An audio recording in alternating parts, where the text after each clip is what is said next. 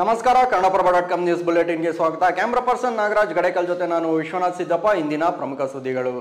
ತಮಿಳು ನಟ ಕಮಲ್ ಹಾಸನ್ ನಟಿಸಿರುವ ತಗ್ ಲೈಫ್ ಚಿತ್ರದ ಪ್ರದರ್ಶನಕ್ಕೆ ನ್ಯಾಯಾಂಗೇತರ ನಿಷೇಧ ಹೊರಡಿಸಲಾಗಿದೆ ಎಂದು ಸುಪ್ರೀಂ ಕೋರ್ಟ್ ಇಂದು ಕರ್ನಾಟಕ ಸರ್ಕಾರವನ್ನು ತೀವ್ರವಾಗಿ ತರಾಟೆಗೆ ತೆಗೆದುಕೊಂಡಿದೆ.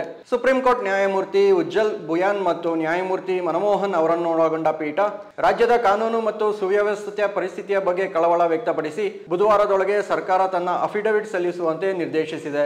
ಗೂಂಡಾಗಳ ಗುಂಪು ಯಾವ ಸಿನಿಮಾ ಪ್ರದರ್ಶಿಸಬೇಕು, ಯಾವುದು ಪ್ರದರ್ಶಿಸಬಾರದು ಎಂಬುದನ್ನು ನಿರ್ಧರಿಸಲಾಗದು.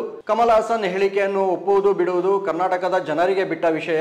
ಯಾವುದೇ ಸಿನಿಮಾ ಸಿಬಿಎಫ್ಸಿ ಇಂದ ಪ್ರಮಾಣ ಪತ್ರ ಪಡೆದರೆ ಅದು ಬಿಡುಗಡೆ ಆಗಲೇಬೇಕು. ಚಿತ್ರಮಂದಿರಗಳಿಗೆ ಭದ್ರತೆ ನೀಡಿ ಆ ಸಿನಿಮಾವನ್ನು ನೋಡೋದು ಬಿಡೋದು ಜನ ನಿರ್ಧಾರ ಮಾಡುತ್ತಾರೆ ಎಂದು ಸುಪ್ರೀಂ ಕೋರ್ಟ್ ಹೇಳಿದೆ. ನ್ಯಾಯಾಲಯದ ಆದೇಶಕ್ಕೆ ಪ್ರತಿಕ್ರಿಯಿಸಿದ ಡಿಸಿಎಂ ಡಿಕೆ ಶಿವಕುಮಾರ್, ನಾವು ಸುಪ್ರೀಂ ಕೋರ್ಟ್ ಆದೇಶವನ್ನು ಗೌರವದಿಂದ ಪಾಲಿಸಬೇಕು. ಪ್ರತಿಯೊಬ್ಬರಿಗೂ ಮಿತಿಗಳಿವೆ. ನಮಗೆ ನಮ್ಮ ಮಿತಿಗಳಿರಬೇಕು ಎಂದು ನಾನು ವಿವಿಧ ಸಂಘಟನೆಗಳಿಗೆ ಮತ್ತು ಕನ್ನಡ ಪರ ಕಾರ್ಯಕರ್ತರಿಗೆ ಮನವಿ ಮಾಡುತ್ತೇನೆ ಎಂದರು. ದಯವಿಟ್ಟು ಶಾಂತವಾಗಿರಿ, ಯಾರೂ ಕಾನೂನನ್ನು ಕೈಗೆತ್ತಿಕೊಳ್ಳಬಾರದು ಎಂದು ಹೇಳಿದರು. ಮಾಜಿ ಸಂಸದ ಡಿಕೆ ಸುರೇಶ್ ಸಹೋದರಿ ಎಂದು ಹೇಳಿಕೊಂಡು ಐಶ್ವರ್ಯ ಗೌಡ ಕೋಟಿ ವಂಚನೆ ಮಾಡಿದ ಪ್ರಕರಣಕ್ಕೆ ಸಂಬಂಧಿಸಿದಂತೆ ಇದೀಗ ಡಿಕೆ ಸುರೇಶ್ಗೂ ಸಂಕಷ್ಟ ಶುರುವಾಗಿದೆ. ಡಿಕೆ ಸುರೇಶ್ಗೆ ಜಾರಿ ನಿರ್ದೇಶನಾಲಯ ಸಮನ್ಸ್ ಜಾರಿ ಮಾಡಿ ವಿಚಾರಣೆಗೆ ಹಾಜರಾಗುವಂತೆ ಸೂಚಿಸಿದೆ. ಜೂನ್ 19ರಂದು ವಿಚಾರಣೆಗೆ ಹಾಜರಾಗುವಂತೆ ಇಡಿ ಅಧಿಕಾರಿಗಳು ಸಮನ್ಸ್ ನೀಡಿದ್ದರು. ಆದರೆ ಜೂನ್ 23ಕ್ಕೆ ವಿಚಾರಣೆಗೆ ಬರುವುದಾಗಿ ಡಿಕೆ ಸುರೇಶ್ ಹೇಳಿದ್ದಾರೆಂದು ತಿಳಿದು ಬಂದಿದೆ. ವಾರಾಹಿ ವರ್ಲ್ಡ್ ಆಫ್ ಗೋಲ್ಡ್ ಜ್ಯುವೆಲರಿಯ ಮಾಲೀಕರಿಂದ 9 ಕೋಟಿ ರೂಪಾಯಿ ಮೌಲ್ಯದ ಚಿನ್ನ ಖರೀದಿಸಿ ವಂಚಿಸಿದ್ದಾರೆ ಎಂಬ ಆರೋಪ ಐಶ್ವರ್ಯ ಗೌಡ ಮೇಲಿದೆ. ಇನ್ನು ಇದೇ ಪ್ರಕರಣಕ್ಕೆ ಸಂಬಂಧಿಸಿದಂತೆ ಪಿಎಂಎಲ್ಎ ಪ್ರಕರಣದಲ್ಲಿ ಬೆಂಗಳೂರಿನ 1ನೇ ಸಿಸಿಎಚ್ ನ್ಯಾಯಾಲಯ ಐಶ್ವರ್ಯ ಗೌಡಗೆ ಷರತ್ತುಬದ್ಧ ಜಾಮೀನು ಮಂಜೂರು ಮಾಡಿದೆ.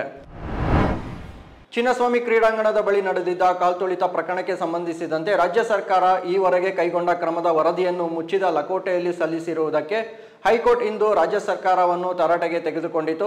ಕಾಲ್ತುಳಿತ ಪ್ರಕರಣ ಸಂಬಂಧ ಸ್ವಯಂ ಪ್ರೇರಿತ ಅರ್ಜಿಯ ವಿಚಾರಣೆ ನಡೆಸಿದ ಹಂಗಾಮಿ ಮುಖ್ಯ ನ್ಯಾಯಮೂರ್ತಿ ವಿ ಕಾಮೇಶ್ವರ್ ರಾವ್ ಮತ್ತು ನ್ಯಾಯಮೂರ್ತಿ ಸಿಎಂ ಜೋಶಿ ಅವರಿದ್ದ ಪೀಠ ತನಿಖಾ ಪ್ರಕ್ರಿಯೆಯಲ್ಲಿ ಪಾರದರ್ಶಕತೆ ಮತ್ತು ಹೊಣೆಗಾರಿಕೆಯನ್ನು ಒತ್ತಿ ಹೇಳಿತು. ಇದಕ್ಕೆ ಅಡ್ವೊಕೇಟ್ ಜನರಲ್ ಶಶಿಕಿರಣ್ ಶೆಟ್ಟಿ ಅವರು, ಸರ್ಕಾರವು ಬಹಿರಂಗಪಡಿಸುವಿಕೆಯಿಂದ ಹಿಂದೆ ಸರಿಯುತ್ತಿಲ್ಲ, ಆದರೆ ನಡೆಯುತ್ತಿರುವ ವಿಚಾರಣೆಗಳ ಮೇಲೆ ಪೂರ್ವಗ್ರಹ ಪೀಡಿತವಾಗುವುದನ್ನು ತಪ್ಪಿಸಲು ಬಯಸಿದೆ ಎಂದು ಹೇಳಿದರು.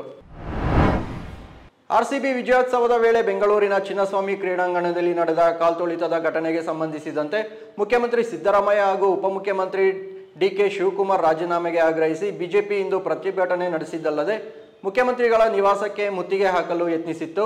ಹೀಗಾಗಿ ಪೊಲೀಸರು ಬಿಜೆಪಿ ರಾಜ್ಯಾಧ್ಯಕ್ಷ ಬಿವೈ ವಿಜಯೇಂದ್ರ, ಶಾಸಕ ಅಶ್ವಥ್ ನಾರಾಯಣ ಸೇರಿದಂತೆ ಹಲವು ನಾಯಕರನ್ನು ವಶಕ್ಕೆ ಪಡೆದರು. ಆನಂತರ ಕಾಲ್ತುಳಿತದಲ್ಲಿ ಮೃತಪಟ್ಟವರಿಗೆ ಬಿಜೆಪಿ ಬೆಂಗಳೂರಿನ ಫ್ರೀಡಂ ಪಾರ್ಕ್ನಲ್ಲಿ ಸಂತಾಪ ಸೂಚಿಸುವ ಸಭೆ ನಡೆಸಿತು. ಈ ಕಾರ್ಯಕ್ರಮದ ಸಂದರ್ಭದಲ್ಲಿ ಆಡಳಿತ ವೈಫಲ್ಯವನ್ನು ಉಲ್ಲೇಖಿಸಿ ಮುಖ್ಯಮಂತ್ರಿ ಸಿದ್ದರಾಮಯ್ಯ ಮತ್ತು ಡಿಸಿಎಂ ಡಿಕೆ ಶಿವಕುಮಾರ್ ರಾಜೀನಾಮೆ ನೀಡಬೇಕೆಂದು ಬಿಜೆಪಿ ನಾಯಕರು ಒತ್ತಾಯಿಸಿದರು. ಇನ್ನು ಬಿಜೆಪಿ ಪ್ರತಿಭಟನೆಗೆ ಪ್ರತಿಕ್ರಿಯಿಸಿರುವ ಸಿಎಂ ಸಿದ್ದರಾಮಯ್ಯ, ನಮ್ಮ ರಾಜೀನಾಮೆ ಕೇಳುವ ಮೊದಲು ಇಂತಹದ್ದೇ ಅವಘಡಗಳು ನಡೆದಿದ್ದ ಸಂದರ್ಭದಲ್ಲಿ ರಾಜೀನಾಮೆ ನೀಡಿದ್ದ ಬಿಜೆಪಿ ನಾಯಕರ ಪಟ್ಟಿಯನ್ನು ಬಿಡುಗಡೆ ಮಾಡುವಂತೆ ರಾಜ್ಯದ ಬಿಜೆಪಿ ನಾಯಕರಿಗೆ ಸವಾಲು ಹಾಕಿದರು. ಇವು ಇಂದಿನ ಪ್ರಮುಖ ಸುದ್ದಿಗಳು. ವಿವರವಾದ ಸುದ್ದಿಗಳಿಗಾಗಿ ಕನ್ನಡಪ್ರಭ.com ನೋಡಿ. ನಮಸ್ಕಾರ.